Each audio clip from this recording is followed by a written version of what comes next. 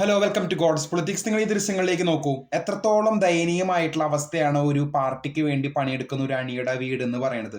ഇത് പിണറായി വിജയനെതിരെ ഇഡിക്ക് വേണ്ടി സമരം ചെയ്ത് അതിനു വേണ്ടി ജയിലിലാക്കപ്പെട്ട് നമ്മുടെ കാറിന്റെ ചില്ല് തകർത്തിട്ട് ജയിലിലാക്കപ്പെട്ട ഒരു അണിയുടെ വീടാണ് ഞാൻ ഈ ദൃശ്യങ്ങളിൽ നിങ്ങൾക്ക് കാണിച്ചു തരുന്നത്. എത്രത്തോളം ദയനീയമാണ്. ചാണകം മേഞ്ഞ തറ, അതുപോലെ തന്നെ പൊട്ടി വീണാറായ മേൽക്കൂര. ഈ ദയനീയമായിട്ടുള്ള കാഴ്ച നിങ്ങൾ രാഷ്ട്രീയമായിട്ട് ഒരു തരത്തിലുള്ള ഒരു എന്താ പറയാ പ്രസ്ഥാനം വളർച്ചയോ അല്ലെങ്കിൽ അവകാശങ്ങൾക്ക് വേണ്ടിയുള്ള പോരാട്ടമോ ഒന്നും തന്നെയല്ല. എത്രത്തോളം ദയനീയമാണ് ഒരു പാർട്ടിക്ക് വേണ്ടി പണിയെടുക്കുന്ന അണികളുടെ അവസ്ഥ എന്ന് പറയുന്നത്. കമ്മ്യൂണിസ്റ്റ് പാർട്ടിയുടെ കാര്യമാണ് പറയുന്നത്.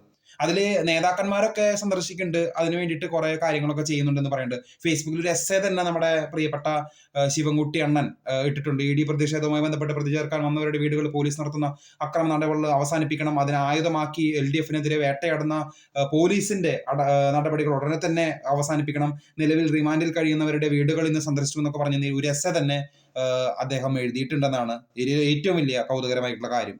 ചുരുക്കം പറഞ്ഞാലേ നേതാക്കന്മാരൊക്കെ മേടയിലും അതിനു വേണ്ടിയിട്ട് വേട്ടയാടപ്പെടുന്ന ചാവേറുകളായ അണികളൊക്കെ ഈ കൂരയിലും ജയിലിലും തീഹാർ ജയിലിലുമാണ് കിടക്കുന്നത്.